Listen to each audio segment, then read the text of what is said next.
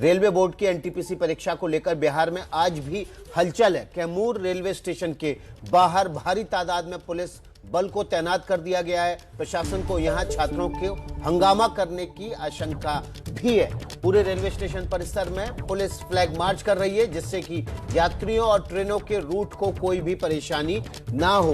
Bhabua station की यह खबर है। स्टेशन पर छात्रों के बवाल करने की आशंका के मद्देनजर प्रशासन चौकस है। वहां पर भारी तादाद में पुलिस बल को तैनात किया गया है।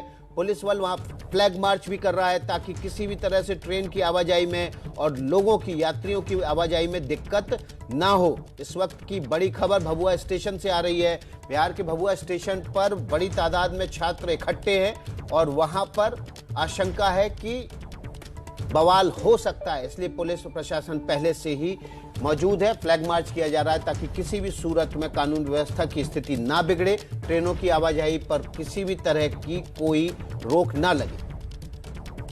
और इधर पटना में छात्रों को भड़काने के आरोप में पत्रकार नगर थाने में खानसर समेत कई कोचिंग संस्थानों के 6 शिक्षकों पर एफआईआर भी दर्ज हुई है। पुलिस के मुताबिक वीडियो फुटेज और मौके से गिरफ्तार लोगों के बयान के आधार पर आगे की कार्रवाई हो रही है। खान सर अपने यूट्यूब चैनल की वजह से काफी फेमस हैं। उनके फॉलोअर्स लाखों की संख्या में हैं, लेकिन अब उन पर भी जांच की तलवार लटक गई है। बिहार के कई शहरों में इस वक्त बवाल मचा हुआ है। छात्रों का ये प्रदर्शन हिंसक हुआ, जिसके बाद अब कार्रवाई भी आगे बढ़ाई गई है। गया में ट्रेन को आग लगाई। अब इस मामले में कई शिक्षण संस्थानों की तरफ उंगली उठ रही है, जिसमें खान सर भी अब इस जांच के दायरे में है। हालांकि वो अपनी सफाई एबीपी न्यूज पर आकर दे रहे थे कि उन्हें इस पूरे मामले का उनसे कोई लेना देना नहीं है, उन्होंने किसी भी छात्र को नहीं भड़काया।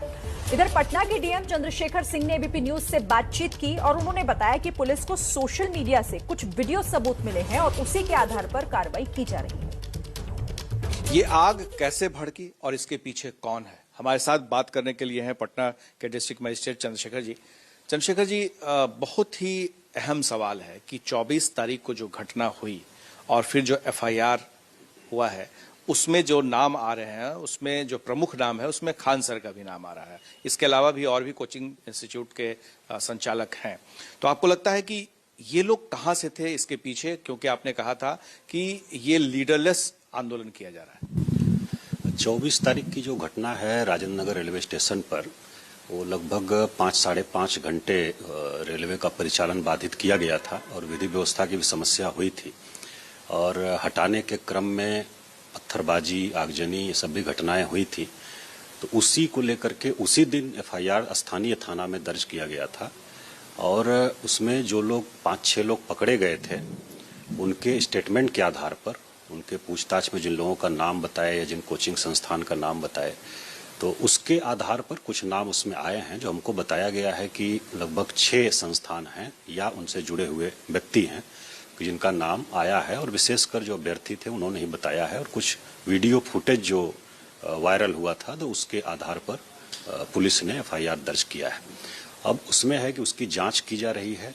और पहला ये हम क्लैरिफाई करना चाहेंगे कि उसके बाद कोई एफआईआर नया एफआईआर दर्ज नहीं है। वो 24 तारीख का ही, घटना के दिन का ही एफआईआर। लेकिन जितने लोगों का नाम आया है, आपको लगता है कि पुलिस के पास उन लोगों को आना चाहिए, अपना पक्ष रखना चाहिए, ताकि ये पता चल सके? क्योंकि ज्यादातर ये कहा जा रहा है कि सोशल मीडिया के जरिए इसको हवा दी गई। हाँ, यही हम कहना चाह रहे थे कि जो नाम आए हैं और पूछताछ में आए हैं और एफआईआर में अगर हैं, तो उनको जरूर मौका दिया जा रहा है और वो अपना पक्ष पुलिस के सामने स्थानीय थाना में रख सकते हैं और रखना चाहिए उनको, और साक्ष्य के साथ। अगर साक्ष्य पाया जाता है तो नियमानुसार जो कार्रवाई होगी पुलिस करेगी, और अगर कोई साक्ष्य नहीं पाया जाता है, कोई फंसाने के लिए किसी का नाम ले लिया हो में भी, तो कार्रवाई नहीं होगी। वो तो डिपेंड करेगा साक्ष्य के आधार पर। तो जरूर तो आप सुन रहे थे पटना के डीएम को, जो कह रहे हैं कि सोशल मीडिया से बहुत सारे साक्ष्य और सबूत इकट्ठे किए गए हैं, जिनके आधार पर हम आगे की कार्रवाई करेंगे और पुलिस उन्हीं के आधार पर कार्रवाई करेगी। पटना से प्रकाश कुमार और साथ में खान कोचिंग से संवाददाता परमानंद सिंह हमारे साथ जुड़े। सबसे पहले प्रकाश कुमार का रुख कर लेते हैं। प्रकाश, अभी का क्या अपडेट है? क्या जो एफआईआर दर्ज की गई हैं, जो वीडियो सबूत सोशल मीडिया से जुटाए हैं पुलिस ने, उन सबूतों के आधार पर जो कोचिंग संस्थान के मालिक हैं, उन पर उनकी गिरफ्तारी की तलवार भी लटक रही है?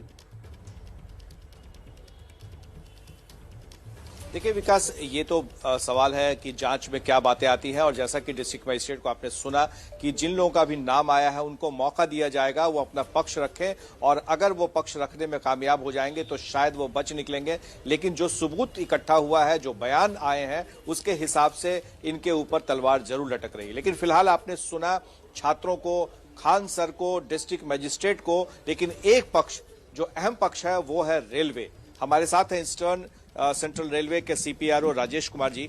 ये बताइए कि ये जो पूरी घटना हुई है, इसमें कहा जा रहा है कि आरआरबी का बहुत बड़ा दोष है, क्योंकि वो भाप नहीं पाई कि इतने बड़े पैमाने पर ये आंदोलन खड़ा हो जाएगा, और इसके पहले जो अभी आपने कदम उठाया, आप पहले अगर उठा लेते तो शायद इतना बड़ा हंगामा नहीं होता। या इसके पीछे कौन है?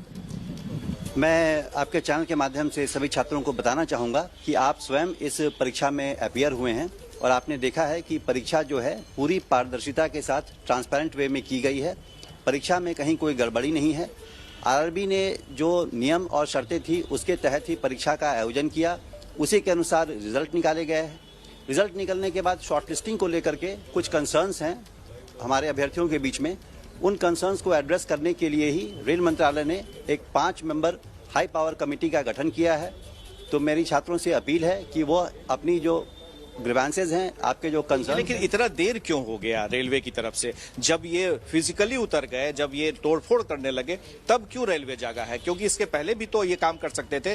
डिजिटल प्लेटफॉर्म पर लोग अपनी बात रख रहे थे रेलवे से। और जो मुझे जानकारी दी गई है कि खान सर 2019-20 में आरआरबी से मिलने भी गए हुए थे उस समय के चेयरमैन से, और उन्होंने नकार दिया था बकायदा। उनको तो नोटिस थमा दी गई थी कि आप गलत कर रहे हैं। फिर अभी क्यों नहीं? ये जो कंसर्न्स जब स्टूडेंट्स के आए, जितने अभ्यर्थियों के कंसर्न्स आए, तो रेलवे बोर्ड इस अभ्यर्थियों के कंसर्न्स को पूरी संवेदनशीलता के साथ हम लोग उसको देख रहे थे, और हम लोगों ने आप लोगों के माध्यम से, प्रेस रिलीज के माध्यम से अपनी बात, रेलवे ने अपनी बात छात्रों तक पहुंचाई भी है। आपको नहीं लगता कि देर हो गई?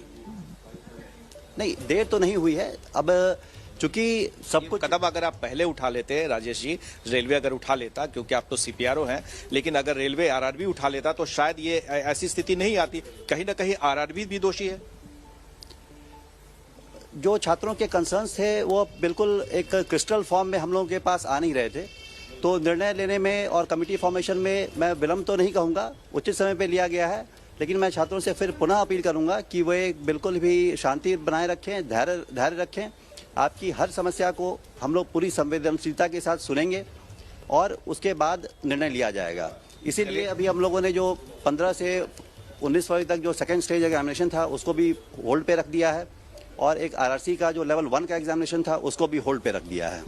सीपीआरओ साहब की बातें आपने सुनी, लेकिन एक बात तो तय है कि देरी अगर नहीं हुई होती तो शायद इतना हंगामा नहीं होता, या सोशल मीडिया पर जो कुछ भी चल रहा था उसे अगर भांप लिया गया होता तो इतना कुछ नहीं होता, और समय रहते जाग जाते तो ये हंगामा से बचा जा सकता था और अभ्यर्थियों से बातचीत की जा सकती थी। ठीक है प्रकाश, आप रहिए हमारे साथ। परमानंद भी हैं हमारे संवाददाता, और वो खानसर कोचिंग सेंटर के बाहर कुछ छात्रों के साथ बने हुए हैं। बात कीजिए जरा परमानंद, क्योंकि इस पूरे मामले पर जो जांच एजेंसी है वो कई शिक्षण संस्थानों की तरफ उंगली उठा रही हैं। खानसर सफाई दे चुके हैं एबीपी न्यूज से बातचीत में भी। छात्र लेकिन क्या कह रहे हैं इसको लेकर, उनसे बात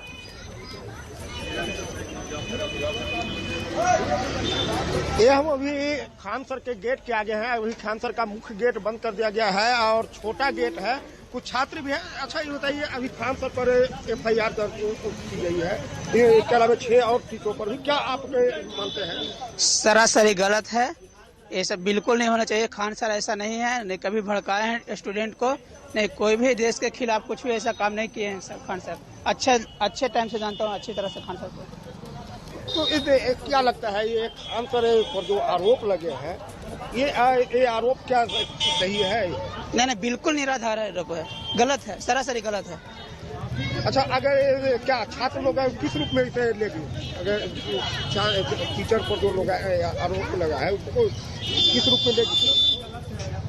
क्या आप लोग भी आंदोलन करेंगे फिर अगर जो टीचरों की गिरफ्तारी हो? हाँ, अगर टीचर लोग का गिरफ्तारी होता है तो भारी आंदोलन होगी। आप बताइए क्या खानसर पर एफआईआर किया गया है?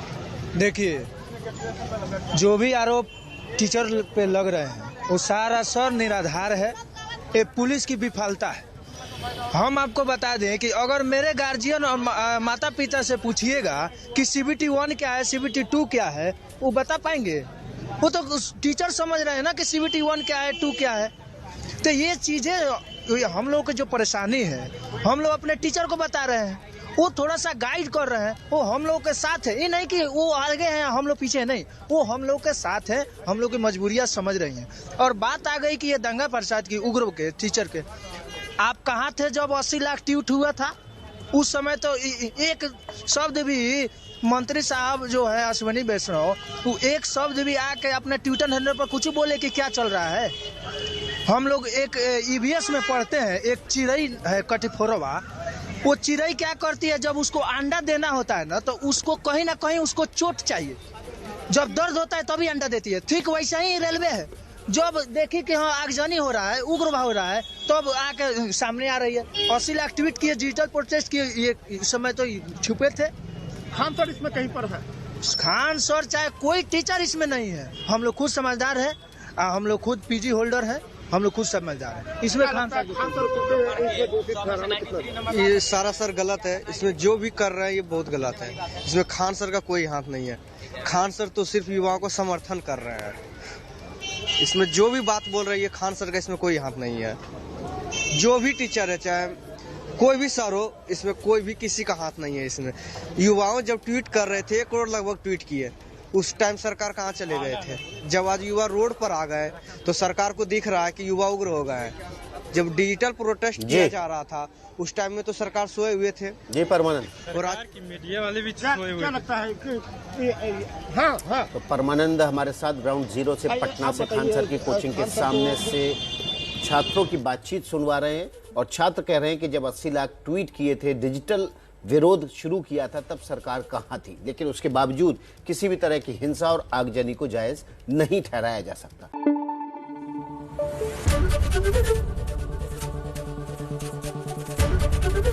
ABP न्यूज आपको रखे आगे।